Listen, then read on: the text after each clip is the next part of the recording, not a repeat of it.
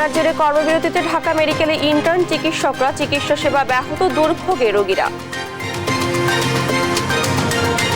সড়কে থামছে না মৃত্যু, গোপালগঞ্জের কাশিয়ানীতে বাস ট্রাকের সংঘর্ষে নিহত 5, আহত অন্তত 25 জন। হত্যা মামলায় টুকু, জয় ও সোহাইলের 3 দিনের রিমান্ড, আদালত 2 হত্যা মামলায় পলককে 6 দিনের রিমান্ড।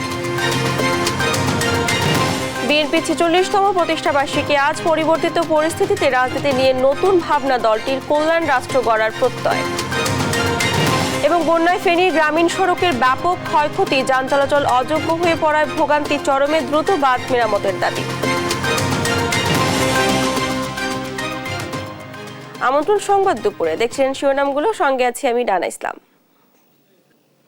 এবার থাকছে বিস্তারিত। মারধর ও জরুরি বিভাগের ভাঙচুরের ঘটনায় ঢাকা মেডিকেলে চিকিৎসা সেবা বন্ধ করে দিয়েছেন ইন্টার্ন চিকিৎসকরা। সকাল থেকেই জরুরি বিভাগ ও বহির্বিভাগের চিকিৎসা সেবা বন্ধ করে কর্মবিরতিতে যান তারা। শনিবার মধ্যরাতে খিলগাঁও সিপাহীবাগ এলাকা থেকে 2 গ্রুপের সংঘর্ষে আহতরা ঢাকা মেডিকেলে চিকিৎসা নিতে আসেন। পরে অন্য আরেক গ্রুপ চাপাতি সহ হাসপাতালের জরুরি বিভাগের ভেতরে ঢুকে যায়। এ সময় হাতে নাতে 4 জনকে আটক করে সেনাবাহিনীকে দেয় কর্তৃপক্ষ। পরে অন্য আরেক রোগীর মৃত্যুর ঘটনায় হাসপাতালের জরুরি বিভাগের ওয়ান স্টপ ইমার্জেন্সি সেন্টারে ভাঙচুর চালায় রোগীর স্বজনরা। এ সময় নিউরোসার্জারি বিভাগের 3 চিকিৎসককে মারপিটের ঘটনা ঘটে। এ ঘটনায় হামলাকারীদের গ্রেফতারে 24 ঘন্টার আলটিমেটাম দিয়েছে ইন্টার্ন চিকিৎসকরা।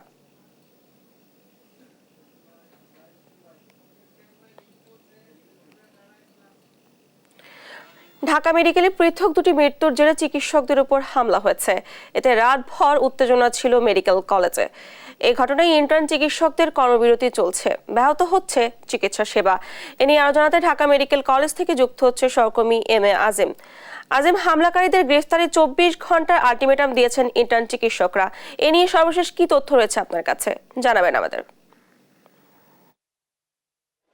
ডানা, আলটিমেটামের সাথে সাথে কিন্তু কর্মবিরতি এখানে চলমান রয়েছে এবং এই কর্মবিরতি চলার ফলে কিন্তু আমরা দেখেছি যে এখানে যে সকল রোগীরা চিকিৎসা নিতে আসছেন তারা কিন্তু ভোগান্তিতে পড়ছেন এবং যারা চিকিৎসার জন্য এখানে ভর্তি ছিলেন তারাও কিন্তু এখানে বড় ধরনের ভোগান্তিতে পড়েছেন। আমরা সকাল থেকে সেই ভোগান্তির চিত্রটা কিন্তু যতই বেলা গড়াচ্ছে তত কিন্তু বাড়তে আমরা দেখছি এবং এই মুহূর্তে জরুরি বিভাগের সামনে কিন্তু খুব একটা খারাপ পরিস্থিতি বিরাজ করছে, কারণ সেখানে যে পরিমাণ রোগী এসেছেন সেখানে কিন্তু কানায় পূর্ণ হয়ে গিয়েছেন এবং সেখানে কিন্তু কেউ কোনো চিকিৎসা সেবা পাচ্ছেন না। এমনকি গুরুতর যে রোগীরা আসছেন, দুর্ঘটনা কবলিত, নানান ধরনের আহত হয়ে তারাও কিন্তু সেখানে কাতরাচ্ছেন। আমরা কিন্তু সকাল থেকে সেই অবস্থাটি আমরা দেখেছি। রোগীর স্বজনরা কান্নাকাটি করছেন এবং স্বজনরা মাঝে মধ্যে ক্ষুব্ধ হচ্ছেন এবং তারা বলছেন যে এই অবস্থা চলমান অবস্থায় যদি তাদের স্বজনরা নিহত হন বা মারা যান সেক্ষেত্রে সেই দায়ভার কে নেবে, এবং তারা বলছেন যে যাতে দ্রুত সময়ের মধ্যে এই সমস্যার সমাধান করে এবং যারা আন্দোলন করছে তাদের সাথে কথা বলে এবং যারা ঘটনা ঘটিয়েছে তাদেরকে গ্রেপ্তার করে যাতে এই সমস্যার দ্রুত নিরসন করা হয়। এবং এইটি যদি না করা হয় সেক্ষেত্রে কিন্তু বলা চলে যে আরও পরিস্থিতি ভয়াবহ রূপ নেবে। এবং এই অবস্থার মধ্যেই আমরা দেখেছি যে যারা ইন্টার্ন চিকিৎসক রয়েছেন তারা কিন্তু পরিচালকের রুমে এসেছিলেন এবং তারপরে তারা সেখানে অপেক্ষা করতেছিলেন এবং বেলা 11টার দিকে পরিচালক এখানে আসেন এবং তাদেরকে নিয়ে সভাকক্ষে একটি সভায় বসেন এবং প্রায় 1 ঘন্টা ধরে কিন্তু সেই সভাটি চলছে এবং তারা কিন্তু সেখান থেকে শিক্ষার্থীদের যে কথা, ইন্টার্ন ডাক্তারদের যে কথাগুলো সেই কথাগুলো কিন্তু তারা বলছেন। এবং আমরা যতটুকু জানতে পেরেছি তারা কিন্তু শুধুমাত্র যে ঢাকা মেডিকেল তা নয়, এখানে যত সারা দেশে যত চিকিৎসক রয়েছেন তাদের সবার কিন্তু নিরাপত্তাটি তারা দাবি করছেন এবং যে কোনো ঘটনায় বা চিকিৎসা সংক্রান্ত ঘটনাকে কেন্দ্র করে হাসপাতালগুলোতে চিকিৎসকদের উপর প্রায় সময়ই যে হামলাগুলো ঘটে সেই হামলাগুলো যাতে না ঘটে। এবং সেক্ষেত্রে কিন্তু তারা একটি দাবি তুলেছেন যে হাসপাতালগুলোতে একটি স্বাস্থ্য বা মেডিকেল পুলিশ তারা দাবি করছেন এবং যে মেডিকেল পুলিশ হাসপাতালে দায়িত্ব পালন করবেন এবং যাতে এ ধরনের অপ্রীতিকর কোনো ঘটনা ঘটাতে এলে সেটি যাতে প্রতিরোধ করতে পারে। এবং আরেকটি বিষয় কিন্তু এখানে ইন্টার্ন ডাক্তারদের পক্ষ থেকে উঠে এসেছে, সেটি হচ্ছে যে বৈষম্যবিরোধী ছাত্র আন্দোলনের নাম করে দুর্বৃত্তরা কিন্তু বিভিন্ন ফয়দা হাসিলের চেষ্টা করে এবং বিভিন্ন সময় তাদেরকে প্রেশার ক্রিয়েট করে এবং এই যে বিষয়গুলো সেই জায়গাতে যারা বৈষম্যবিরোধী ছাত্র আন্দোলনের সাথে জড়িত ছিলেন তাদের বাইরে যারা এ ধরনের কর্মকাণ্ড করছেন এবং বৈষম্যবিরোধী ছাত্র আন্দোলনের পরিচয় দিচ্ছেন তাদেরকেও চিহ্নিত করার কিন্তু দাবি তারা তুলছেন। তো এই ছিল ঢাকা মেডিকেলের সামনে থেকে সবশেষ। আজিম, ধন্যবাদ আপনাকে। ঢাকা মেডিকেল কলেজ থেকে যুক্ত ছিলেন আমাদের সহকর্মী। সড়কে থামছে না মৃত্যুর মিছিল। এবার গোপালগঞ্জের কাশিয়ানীতে বাস ও ট্রাকের সংঘর্ষে 5 জনের মৃত্যু হয়েছে। এই ঘটনায় আহত হয়েছেন অন্তত 25 জন। রোববার সকালে 7:30টার দিকে কাশিয়ানী উপজেলার মাঝিগাতি বাসস্ট্যান্ড এলাকায় এই দুর্ঘটনা ঘটে। ইমাদ পরিবহনের বাসটি পিরোজপুর থেকে যাত্রী নিয়ে ঢাকা যাচ্ছিল। মাঝিগাতি বাসস্ট্যান্ড এলাকায় পৌঁছালে উল্টো দিক থেকে আসা একটি ট্রাকের সঙ্গে মুখোমুখি সংঘর্ষের পর বাসটি রাস্তার পাশে খাদে পড়ে যায়। দুর্ঘটনায় বাসটি পুরো দুমড়ে মুচড়ে যায়। খবর পেয়ে ভাঙা হাইওয়ে থানা পুলিশ, ফায়ার সার্ভিস ও স্থানীয়রা আহত যাত্রীদের উদ্ধার করে হাসপাতালে পাঠায়। তাৎক্ষণিকভাবে হতাহতের নাম পরিচয় জানাতে পারেনি পুলিশ।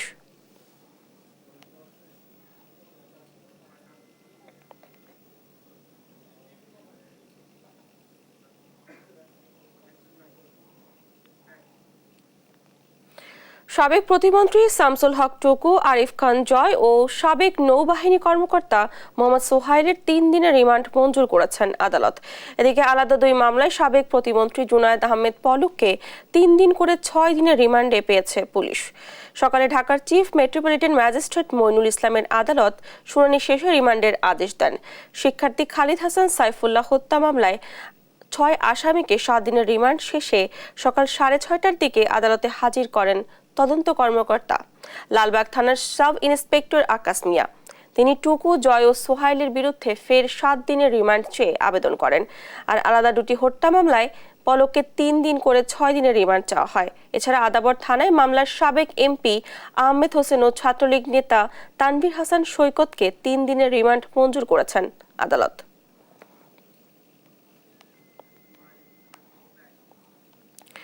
ছাত্র জনতাকে গণহত্যার দায়ে আওয়ামী লীগের নিষিদ্ধ নিবন্ধন বাতিল চেয়ে দায়ের করা রিট সরাসরি খারিজ করে দিয়েছেন আদালত।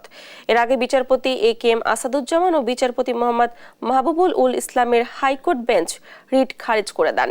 গত 19 আগস্ট ছাত্র জনতাকে নির্বিচারে হত্যার দায়ে বাংলাদেশ আওয়ামী লীগকে নিষিদ্ধ নিবন্ধন বাতিল চেয়ে হাইকোর্টে একটি রিট করা হয়। মানবাধিকার সংগঠন শারদা সোসাইটির পক্ষে নির্বাহী পরিচালক আরিফুর রহমান মুরাদ ভুইয়া রিটটি করেন।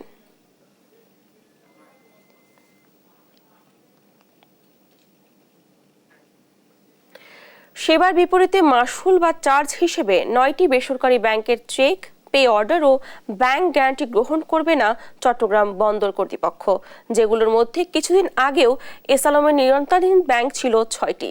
ব্যাংকগুলো হলো Islami Bank Bangladesh, Global Islami Bank, Union Bank, Bangladesh Commerce Bank, First Security Islami Bank, Social Islami Bank, Padma Bank, National Bank ও ICB ইসলামী ব্যাংক। এর মধ্যে কিছুদিন আগেও প্রথম 6টি ব্যাংকের পর্ষদে সরাসরি এবং ন্যাশনাল ব্যাংকের পর্ষদ পরোক্ষভাবে চট্টগ্রাম ভিত্তিক ব্যবসায়িক গোষ্ঠী এস আলমের নিয়ন্ত্রণ ছিল।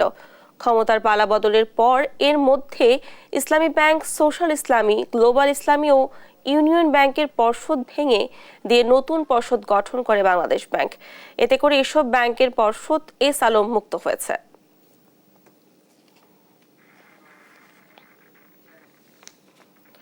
বাংলাদেশ জাতীয়তাবাদী দল বিএনপির 46তম প্রতিষ্ঠাবার্ষিকী আজ। দলটির সাথে মিশে আছে দেশের গণতন্ত্র পুনরুদ্ধার, ভোট ও ভাতের অধিকার আদায়ের সংগ্রামের দীর্ঘ ইতিহাস। ছাত্র জনতার আন্দোলনে স্বৈরাচার আওয়ামী লীগ সরকারের পতনের পর নতুন করে দেশ করতে রাষ্ট্রীয় প্রতিষ্ঠান শক্তিশালী করার পাশাপাশি রাজনীতি নিয়েও নতুন করে ভাবছেন বিএনপির নেতারা। অতীতের ত্রুটি বিচ্যুতি কাটিয়ে ভোটের অধিকার প্রতিষ্ঠা এবং কল্যাণ রাষ্ট্র গড়ার প্রত্যয় জানান দলটির নীতি নির্ধারকরা।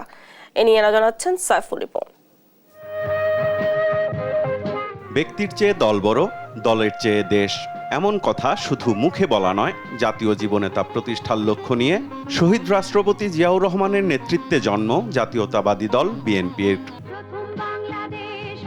৭৫-এর রাজনৈতিক পট পরিবর্তনের পর দেশ ও সময়ের প্রয়োজনে কঠিন এক মুহূর্তে ক্ষমতার কেন্দ্রবিন্দুতে চলে আসেন তৎকালীন মেজর জেনারেল জিয়াউর রহমান। ক্ষমতা গ্রহণের পর নতুন বাস্তবতায় চেষ্টা করেন রাজনৈতিক দল গঠনের। তারই প্রথম ধাপে গঠিত হয় জাগদল। পরে ১৯৭৮ সালের ১ সেপ্টেম্বর জাগদল ভেঙে ১৯ দফার ভিত্তিতে গঠন হয় বাংলাদেশ জাতীয়তাবাদী দল বিএনপি। দলের প্রতিষ্ঠাতা চেয়ারম্যানও ছিলেন তদানীন্তন রাষ্ট্রপতি জিয়াউর রহমান। দেশকে একদলীয় বাকশাল থেকে বহুদলীয় গণতন্ত্র প্রতিষ্ঠার পাশাপাশি গণমাধ্যমের মুক্তির মধ্য দিয়ে ফিরিয়ে আনেন বাকস্বাধীনতা। জনশক্তি রপ্তানি ও রপ্তানিমুখী গার্মেন্টস শিল্প সহ বিভিন্ন পদক্ষেপের মাধ্যমে দেশের উন্নয়নের এক নতুন যাত্রা শুরু করেন জিয়াউর রহমান। 1981 সালের 30 মে একদল বিপদগামী সেনা সদস্যের হাতে শহীদ হন জিয়াউর রহমান। পরিবর্তিত পরিস্থিতিতে রাজনীতির মাঠে আসেন তার সহধর্মিণী বেগম খালেদা জিয়া। দলের হাল ধরে নেতৃত্ব দেন স্বৈরাচার বিরোধী আন্দোলনের। 90-এর গণ অভ্যুত্থানের পর 91-এ তত্ত্বাবধায়ক সরকারের অধীনে অবাধ সুষ্ঠু নির্বাচনের মধ্য দিয়ে হন দেশের প্রথম নারী প্রধানমন্ত্রী। 2006 সালে ক্ষমতা ছাড়লে রাজনীতির কঠিন সময়ের আবর্তে ঘুরপাক খেতে শুরু করে বিএনপি। আওয়ামী লীগ সরকারের গত 16 বছরে দলের চেয়ারপারসন খালেদা জিয়ার কারাবাস, অসংখ্য নেতাকর্মী গুম, হত্যা এবং 60 লাখ নেতাকর্মীর বিরুদ্ধে মামলা মোকদ্দমায় এক কঠিন চ্যালেঞ্জের মুখে পড়ে দলটি। 2018 সালে খালেদা জিয়া কারান্তরীণ হলে হাল ধরে তৃতীয় ধাপে বিএনপিকে সংগঠিত ও সুসংহত করেন রাষ্ট্রপতি জিয়াউর রহমানের বড় ছেলে, দলের ভারপ্রাপ্ত চেয়ারম্যান তারেক রহমান।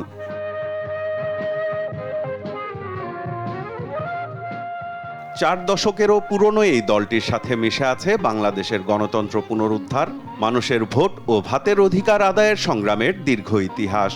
5ই আগস্ট ছাত্র জনতার আন্দোলনে আওয়ামী লীগ সরকারের পতনের পর মানুষের ভোটের অধিকার প্রতিষ্ঠা করাকে সামনের দিনের বড় চ্যালেঞ্জ বলে মনে করছেন দলটির নীতি নির্ধারকরা। যেভাবে অর্থনীতিকে লুণ্ঠন করেছে, ব্যাংক সমূহকে খালি করেছে, গুম করেছে, মানবাধিকার লঙ্ঘন করেছে, এই সব কিছু দমন করে বাংলাদেশকে একটি আদর্শ জনকল্যাণমুখী রাষ্ট্রে পরিণত করার জন্য আমরা এবং ছাত্ররা আমরা হাতে হাত মিলিয়ে সংগ্রাম করব। এটাই হলো বিএনপির জন্য চ্যালেঞ্জ। পরিবর্তিত পরিস্থিতিতে নতুন করে দেশ গড়তে রাষ্ট্রীয় প্রতিষ্ঠান শক্তিশালী করার পাশাপাশি রাজনীতি নিয়েও নতুন করে ভাবছেন বিএনপি নেতারা। এরা তো বাংলাদেশের সব প্রতিষ্ঠানগুলো ধ্বংস করে দিয়েছে। সুতরাং এই প্রতিষ্ঠানগুলোকে শক্তিশালী করতে হবে, ইন্ডিপেন্ডেন্ট, নিরপেক্ষভাবে কাজ করতে দিতে হবে, প্রফেশনালি কাজ করতে দিতে হবে। এখানে কম্প্রোমাইজ করার কোনো সুযোগ থাকবে না। এখানে যদি কম্প্রোমাইজ কোনো জায়গায় করা হয় তাহলে আমরা আগের জায়গায় ফিরে যাব, সেখানে যাওয়া যাবে না। এবং এই রাজনীতি কিন্তু বুঝতে হবে, রাজনৈতিক চিত্র বদলে গেছে। কিন্তু ওই পুরনো রাজনৈতিক ধারণায় ভাবনায় কেউ যদি রাজনীতি করতে চায়, বাংলাদেশের আগামী দিনে তাদের কোনো ভবিষ্যৎ নেই। অতীতের ত্রুটি বিচ্যুতি কাটিয়ে উঠে একটি কল্যাণ রাষ্ট্র গড়তে প্রতিষ্ঠার 46 বছরে জিয়াউর রহমানের আদর্শে পুনরুজ্জীবিত হওয়ার প্রত্যয় জানিয়েছেন দলটির নীতি নির্ধারকরা। সাইফুল রিপন, দেশ টিভি, ঢাকা। স্মরণকালের ভয়াবহ বন্যায় ব্যাপক ক্ষতি হয়েছে ফেনীর গ্রামীণ সড়কের। বন্ধ রয়েছে সব ধরনের যান চলাচল, চরম দুর্ভোগে দুর্গতরা। অন্যদিকে বন্যা নিয়ন্ত্রণ বাঁধের 89টি পয়েন্ট মেরামতের দাবি জানিয়েছেন স্থানীয়রা। তোফায়েল আহমেদ দিলওয়ারের তথ্যচিত্রে সালমা জাহানের ডেস্ক রিপোর্ট। বন্যায় ফেনী জেলা ৩,৩০০ কিলোমিটার রাস্তা তলিয়েছে। পানি নামার সাথে সাথে ফুটে উঠেছে ক্ষতচিহ্ন। ফেনীর ফুলগাজীর জগৎপুরে এই সড়কের আধা কিলোমিটার রাস্তা ভেঙেছে 13টি স্থানে। সড়ক ভাঙা থাকায় দুর্গতদের জন্য ত্রাণ সহায়তা পৌঁছাতে বেগ পেতে হচ্ছে সংগঠনের কর্মীদের। আমি এখন সিলিন্ডার নিয়ে আসতেছি প্রায় 1.5 কিলোমিটার দূর থেকে। রাস্তার অবস্থা খারাপ, লোকজন চলাফেরা করতে পারতেছে না, তো এখন পরিবার তো বাঁচাইতে হবে। আইলা সিডর যে ক্ষতি উপকূলে করে তার চেয়েও বেশি তছনছ হয়ে গেছে পুরা গ্রামটা। রুগীও নেওয়ার সুবিধা নাই, সব মারা যাবে। তারপর অতি সত্বর এই রাস্তাটা মেরামত করার জন্য, বাঁধি দেওয়ার জন্য আমরা সরকারের কাছে আবেদন জানাই। এদিকে মোহরী, কহুয়া, সিলোনিয়া নদীর বন্যা নিয়ন্ত্রণ বাঁধের 89টি পয়েন্টে ভাঙন দেখা দিয়েছে। ভাঙনগুলো দ্রুত মেরামত করা না হলে উজানের ঢলে আবারও বন্যার আশঙ্কা করছেন স্থানীয়রা। নদীর রক্ষা বাঁধ যদি আমরা এখন মেরামত করতে না পারি, তাহলে কিন্তু বৃষ্টি হলে একটু পানি বাড়লে কিন্তু আবার পানি উঠে যাবে। 1.5 কিলোমিটার মধ্যে 13টি জায়গায় ভাঙন পড়ছে। এই বাঁধগুলো কিন্তু এখন এই মুহূর্তে উন্মুক্ত সম্পূর্ণভাবে। এখন এই বাঁধগুলো যদি দ্রুত সংস্কার করে টেকসই বাঁধ না দেওয়া হয়, আমরা বারবার এফেক্টেড হবে। ক্ষতিগ্রস্ত সড়কে মেরামতে ব্যয় ধরা হয়েছে শত কোটি টাকা। বরাদ্দের জন্য চিঠি মন্ত্রণালয়ে পাঠিয়েছে এলজিইডি। দীর্ঘমেয়াদী যে কাজগুলো হবে সেগুলোর জন্য 1.5 বছর থেকে 2 বছর লাগবে, আর স্বল্পমেয়াদী আমরা 2 মাসের মধ্যে শেষ করে দিতে পারবো। চলাচলের অনুপযোগী সড়কগুলো দ্রুত সংস্কারের নির্দেশনা দিয়েছে জেলা প্রশাসক। তাৎক্ষণিক যেটা জরুরি আমরা তথ্য পাচ্ছি, যেমন এখন যদি আপনি বলেন যে এই রাস্তাটাতে একেবারে খারাপ অবস্থা, তাদের তো নিজস্ব কিছু সংস্থান থাকে, এখন বললে হয়তো খুব দ্রুত এসে যদি এখন গিয়ে এটা ঠিক করে দেবে। জনজীবন স্বাভাবিক করতে দ্রুত সময়ে যোগাযোগ ব্যবস্থার উন্নয়ন হবে, এমনটাই প্রত্যাশা ফেনীবাসীর। নিউজ ডেস্ক, দেশ টিভি। মৌলভীবাজারে বন্যা পরিস্থিতি উন্নতি হলেও মানুষের দুর্ভোগ কমেনি। ক্ষতিগ্রস্ত হয়েছে গ্রামীণ সড়ক ও ফসলের মাঠ। এ নিয়ে বিস্তারিত জানাতে মৌলভীবাজার থেকে যুক্ত হচ্ছেন সহকর্মী সালে এলাহি কোটি। সালে, বন্যার ক্ষয়ক্ষতি কাটিয়ে উঠতে কোনো পদক্ষেপ নেওয়া হয়েছে কিনা, কি বলছেন বন্যার্তরা? ধন্যবাদ জানা। মৌলভীবাজারে যেটি সবচেয়ে সুখবর হচ্ছে যে মৌলভীবাজারে বন্যার পরিস্থিতি অনেকটাই উন্নতি হয়ে গেছে। নদ নদীর পানিগুলা বিপদসীমার অনেক নিচ দিয়ে প্রবাহিত হচ্ছে, যেগুলা আজ থেকে 10 দিন আগেও বিপদসীমার উপর দিয়ে প্রবাহিত হচ্ছিল, সেইগুলো আজকে অনেকটাই মরা নদীতে পরিণত হয়ে গেছে। কারণ ভাদ্র মাস চলতেছে, উজানো বৃষ্টিপাত নেই, যার কারণে বৃষ্টিপাত কম থাকার কারণে মৌলভীবাজারের নদ নদীর পানিগুলা অনেকটাই কমে গেছে। কিন্তু মৌলভীবাজারের যে মনু ও ধলাই নদীর ভাঙ্গন দিয়ে যে ক্ষত সৃষ্টি করে গেছে, সেই ক্ষতটা এখনো পর্যন্ত কাটিয়ে উঠতে হিমশিম খাচ্ছেন বনবাসী মানুষগুলা। ইতিমধ্যেই মৌলভীবাজারে প্রায় 55,000 পরিবার ক্ষতিগ্রস্ত হয়েছেন, এর মধ্যে অধিকাংশই হচ্ছেন কৃষক। আপনি জানেন যে এখন হচ্ছে বড় আমন মৌসুমের সময়। এই আমন মৌসুমে যারা আমন লাগিয়েছিলেন তাদের আমনের ফসলটা একবারে নষ্ট হয়ে গেছে, পুড়ে ছারকার হয়ে গেছে। কৃষি বিভাগ জানিয়েছে প্রায় 80,000 হেক্টর আমন লাগানো হয়েছিল, তার মধ্যে প্রায় 40,000 হেক্টর প্লাবিত হয়েছে, এর মধ্যে 70,000 হেক্টর পুরোদমে নষ্ট হয়ে গেছে। এবং গ্রামীণ সড়ক যেটি সেটিও নষ্ট হয়ে গেছে অনেকাংশে, এবং কালভার্ট ব্রিজ ভেঙে গেছে। এছাড়াও আরও যে বিষয়টি হচ্ছে সেটি হচ্ছে মৌলভীবাজারের অনেকেই ইতিমধ্যেই আশ্রয় কেন্দ্র থেকে ঘরে ফিরতে শুরু করেছেন, কিন্তু কিছু কিছু মানুষ এখন পর্যন্ত আশ্রয় কেন্দ্র ফিরতে পারতেছেন না। কারণ হচ্ছে তাদের ঘরটা একদম ভেঙে চুরমার হয়ে গেছে এবং বানের পানিতে ভাসিয়ে নিয়ে গেছে তাদের সকল মালামাল, যার কারণে তারা এখন পর্যন্ত ঘরে ফিরতে পারছে না। আমি কথা বলেছিলাম প্রশাসনের সাথে, প্রশাসন আমাকে জানিয়েছে যে এ ব্যাপারে তালিকা করা হচ্ছে এবং তালিকা করে তাদেরকে পুনর্বাসনের জন্য ব্যবস্থা করা হবে। কথা বলেছিলাম বানবাসী মানুষের সাথে, বানবাসী মানুষ বলছেন যে ত্রাণের কোনো সমস্যা নেই, সমস্যা হচ্ছে এখন পুনর্বাসনের জন্য। কৃষি বিভাগ বলছে যে এইসব যেসব কৃষক ক্ষতিগ্রস্ত হয়েছেন তাদেরকে পুনর্বাসনের জন্য শর্ট টাইমের যেগুলা চাষাবাদ করা যায় সেই ধান বীজ দিয়ে তাদেরকে পুনর্বাসনের ব্যবস্থা করা হচ্ছে। অর্থাৎ মৌলভীবাজারের সার্বিক যে বন্যা পরিস্থিতির উন্নতি হলেও মানুষের দুর্ভোগ এবং মানুষের মধ্যে যে হাহাকার সেটা চরম আকার ধারণ করছে, এবং আগামী দিনে মানুষ কীভাবে সেই লড়াই সংগ্রামে বাঁচবে সেটা নিয়ে মানুষ অনেকটাই দ্বিধাগ্রস্ত এবং চিন্তিত। এই হচ্ছে মৌলভীবাজারের সার্বিক বন্যা পরিস্থিতির সর্বশেষ খবর এবং ক্ষয়ক্ষতির পরিমাণ। ধন্যবাদ আপনাকে। মৌলভীবাজার থেকে সেখানকার বন্যা পরিস্থিতির খবর জানাচ্ছেন আমাদের সহকর্মী। তীব্র নদী ভাঙনের কবলে পড়েছেন কুড়িগ্রামের নদী তীরের বাসিন্দারা। গত 2 সপ্তাহে নদী তীরে বিলীন হয়েছে প্রায় অর্ধশত পরিবারের বাড়িঘর। অনেকেই খোলা আকাশের নিচে মানবেতর দিন পার করলেও মিলছে না কোনো সহযোগিতা। সহকর্মী জুয়েল রানার তথ্যচিত্রে ফারিয়া ইসলামের ডেস্ক রিপোর্ট। গেল 3 মাস ধরে ভাঙছে কুড়িগ্রামের তিস্তা, ব্রহ্মপুত্র, ধরলা ও দুধকুমার নদের অববাহিকা। এরই মধ্যে এসব নদী তীরে ভিটেমাটি হারিয়েছেন প্রায় 5 শতাধিক পরিবার। কুড়িগ্রাম সদরের যাত্রাপুর ইউনিয়ন, উলিপুর উপজেলার বজরা বেগমগঞ্জ, রাজারহাট উপজেলার ঘড়িয়ালডাঙ্গা ও বিদ্যানন্দ ইউনিয়নের বেশ কিছু এলাকায় তীব্র আকার ধারণ করেছে নদী ভাঙন। হুমকির মুখে রয়েছে শিক্ষা প্রতিষ্ঠান, হাটবাজার ও অসংখ্য পরিবার। যে আমার স্কুলটাও আছে, কিন্তু এখানে আমার ছেলে মেয়ে লেখাপড়া করছে, এই স্কুলটা ভাঙে গেলে আমাদের ছেলে মেয়ে তো আর লেখাপড়া করতে পারবে না। রাতখান যে আমরা থাকবো সব ঘরটাও আমার নাই, আমরা আগের মধ্যে রাত কাটাই। আমাদের খুব সমস্যা হয়ে গেছে। 2টা করে বছর যে জায়গায় আমরা বাড়ি নেই, 2টা করে বছরে আর আমরা থাকতে পারি না। অনেক মানুষের বাড়ি ভাঙছে, সবাই আতঙ্কের ভিতরে আছে। অনেকেই হারিয়েছে মাথা গোজার ঠাঁই। এসব ক্ষতিগ্রস্তদের মিলছে না সরকারি বেসরকারি তেমন কোনো সহযোগিতাও। এদিকে ভাঙনের হুমকিতে থাকা পরিবারেরও দিনরাত কাটছে দুশ্চিন্তায়। আমাদের আশপাশের জেলা বাড়ি আসলো, অনেক ফ্যামিলি চলে গেছে, কিন্তু আমরা নদীর ধারে বসে আছি, কখন যে আমাদের বাড়ি যায় ঠিক নাই। এখনো কেউ বস্তা এখানে ফেলাই নাই, আর একটা চাপা পড়লে আমার ঘরের দাফন থেকে শোক যাবে। ডিসি অফিস গেছি, টিএন অফিস গেছি, পানি উন্নয়ন বোর্ডে দরখাস্ত দিয়েছি, কিন্তু কাজ তারা করবে চায়, করে না। আমার বাড়ি এই যে একটা ঘর নামে থুসি, আরো বাকি বাড়িটা বিল্ডিং হয়ে যাবার নিচে কোনো কাজের অধ্যায় নিবেন নিচ্ছে না। ভাঙন কবলিত এলাকায় জরুরি ভিত্তিতে কাজ করার পাশাপাশি ভাঙন প্রতিরোধে পরিকল্পনা গ্রহণের কথা জানালেন স্থানীয় পানি উন্নয়ন বোর্ডের এই কর্মকর্তা। আমরা ইতিমধ্যে জিও ব্যাগ দ্বারা জরুরি ভিত্তিতে কাজ বাস্তবায়ন করছি। এছাড়া আমাদের এখানে 4টি এডিপিভুক্ত প্রকল্পের কাজ আছে, যেগুলো আমাদের শুষ্ক মৌসুমে শুরু হবে। এই প্রকল্পগুলো বাস্তবায়ন সমাপ্ত হলে কুড়িগ্রামের ভাঙন অনেকাংশেই কমে আসবে। শুধু আশ্বাস নয়, স্থায়ী ভাঙন রোধে দ্রুত পদক্ষেপ নেওয়া হবে আশা নদীপাড়ের মানুষের। নিউজ ডেস্ক, দেশ টিভি। রাজবাড়ী জেলা দৌলতদিয়া 4 নং ফেরিঘাট এলাকায় পদ্মা নদী ভাঙন শুরু হয়েছে। এতে দৌলতদিয়া লঞ্চ ফেরিঘাট সহ শতাধিক ব্যবসায়ী প্রতিষ্ঠান ও কয়েক শত বসতবাড়ি নদী ভাঙন আতঙ্কে রয়েছে। এ নিয়ে বিস্তারিত জানাতে রাজবাড়ী থেকে যুক্ত হচ্ছেন সহকর্মী শফিকুল ইসলাম শামীম।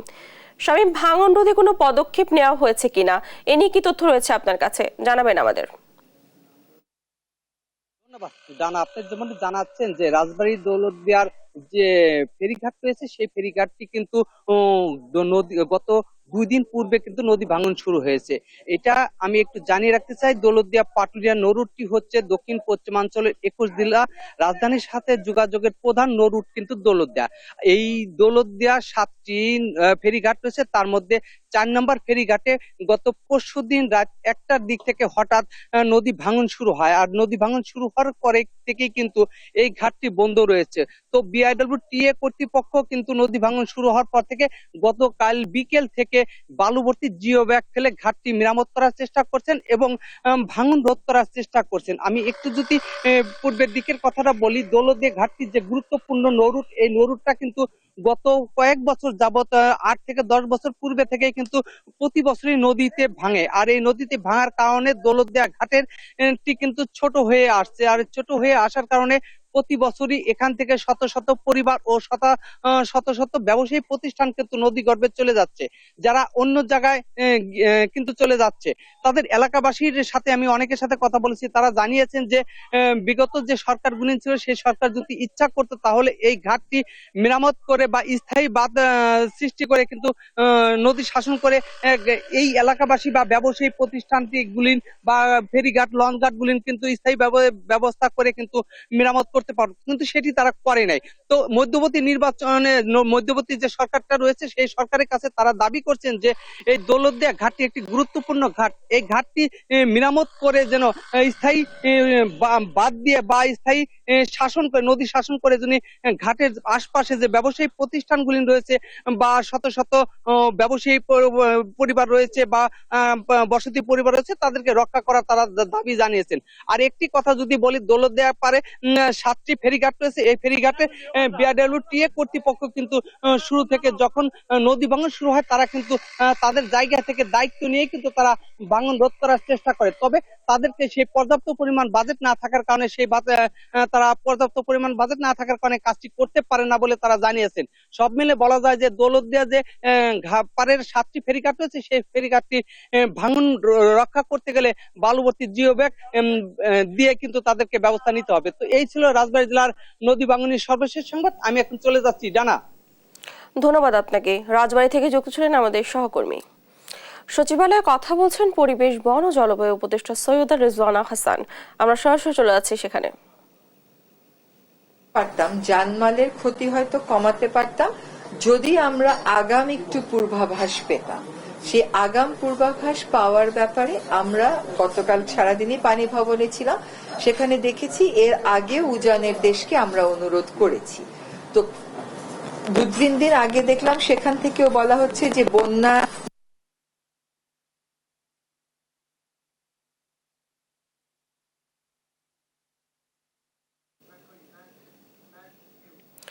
সচিবালয়ে কথা বলছিলেন পরিবেশ, বন ও জলবায়ু উপদেষ্টা সৈয়দা রিজওয়ানা হাসান। আমরা এতক্ষণ সরাসরি যুক্ত ছিলাম সেখানে। কুষ্টিয়া ইসলামী বিশ্ববিদ্যালয়ের শিক্ষকদের মধ্যে থেকে ভিসি নিয়োগের 1 দফা দাবিতে আন্দোলনে নেমেছে শিক্ষক, শিক্ষার্থী ও কর্মচারীরা।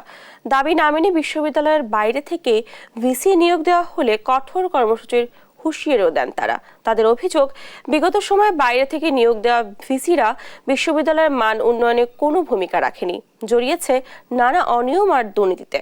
তাই নিজ বিশ্ববিদ্যালয়ের শিক্ষককে ভিসি হিসেবে দেখতে চান তারা। ইরফান রানার ক্যামেরায় কুষ্টিয়া থেকে নাহিদ হাসান তিতাসের রিপোর্ট।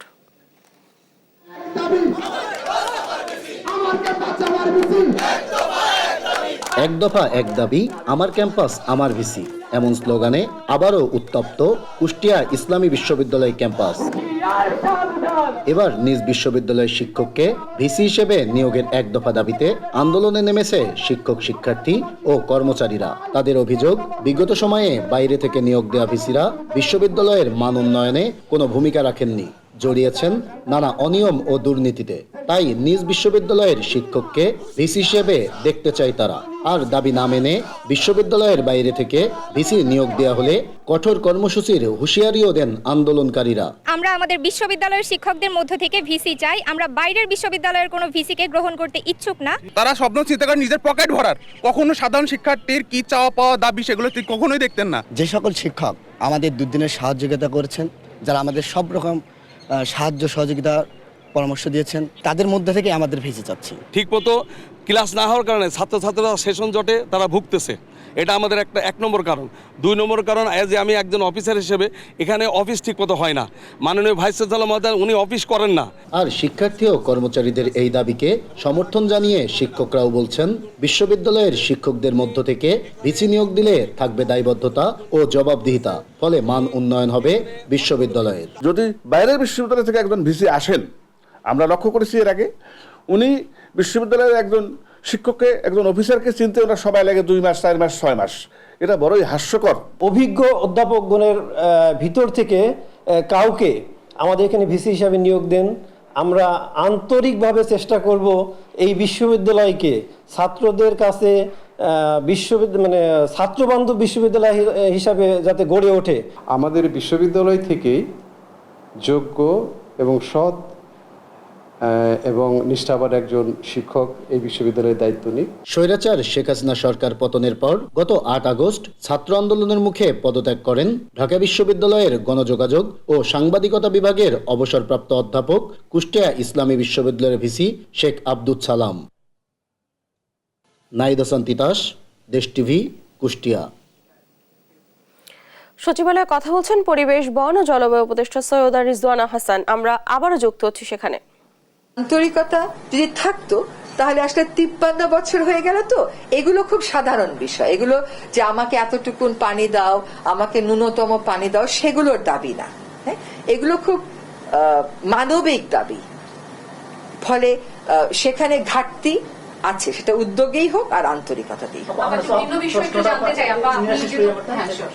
বাঁধের বিষয়টা আসলে স্পষ্ট এলো না। অনেকেই যে জায়গাগুলোতে বাঁধ দেওয়া হয়েছে, আমরা দেখি যে বর্ষার সময় অতিরিক্ত পানি আসে, খরার সময় পানিটা আমরা পাচ্ছি না। এই কারণেই অনেকেই প্রশ্ন হয়, বাঁধ নিয়ে একটা সমঝোতা আসুক, আলোচনা সমাধান আসুক, অথবা বাংলাদেশ একটা যদি সম্ভব হয় কাউন্টার বাঁধ দিক। আপনারা আসলে বিষয়টা কি চিন্তা করছেন সিরিয়াসলি? যদি আমি সিরিয়াস না হওয়ার তো প্রশ্নটা যত সিরিয়াসলি করা যায়, উত্তরটা তার থেকেও সিরিয়াসলি আমাকে দিতে হয়। হ্যাঁ, এখন কথা হচ্ছে যে পাবলিকের একটা পারসেপশন আছে, সেটা তার থাকবেই, কারণ পানির নিচে কিন্তু সেই গেছে, আমি তো আর যাইনি। হ্যাঁ, শুধু পাবলিক পারসেপশনটা কি, সামাজিক যোগাযোগ মাধ্যমে এটা একভাবে আসে। পানি ব্যবস্থাপনায় পাবলিক পারসেপশনটা কি তাই? আন্তঃনদী ব্যবস্থাপনাতে কি বৈজ্ঞানিক পারসেপশনটা তাই? এটা বুঝবার জন্যই আমরা গণশুনানিটা করব। পাবলিক হিয়ারিং এর উদ্দেশ্যটাই হচ্ছে এটা বোঝা, নিজেরাও বোঝা এবং ওদেরকেও যদি আমাদের কিছু বোঝানোর থাকে সেটা বুঝিয়ে বলা। আর উজানের দেশ আর ভাটির দেশের মধ্যে আসলে ভাটির দেশগুলো কিন্তু প্রকৃতিগতভাবেই একটু অসুবিধাজনক অবস্থানে থাকে। সেখানে এক সময় আপনি শুনবেন লোকে বাদ দেওয়ার দাবি করবে, আরেক সময় আপনি শুনবেন লোকে বলবে বাদটা সরিয়ে দাও। হ্যাঁ, তো এখন কোনটা আসলে আমি গ্রহণ করব এটা বুঝতে আমার পানি সম্পদ মন্ত্রণালয়, পানি উন্নয়ন বোর্ড যেমন আমাকে সাহায্য করবে, আমার নীতিগত সিদ্ধান্ত হচ্ছে শুধুমাত্র মন্ত্রণালয় এবং বোর্ড পর্যায়ে কোনো সিদ্ধান্ত আর হবে না। স্থানীয় জনগোষ্ঠীকে শুনেই সিদ্ধান্তে যাব। আর স্থানীয় জনগোষ্ঠীকে না শুনে আপনার প্রশ্নের কনক্লুসিভ উত্তর দেওয়া আমার পক্ষে সম্ভব না। সচিবালয়ে কথা বলছিলেন পরিবেশ ও বন জলবায়ু উপদেষ্টা সৈয়দা রিজওয়ানা হাসান। আমরা এতক্ষণ সরাসরি যুক্ত ছিলাম সেখানে।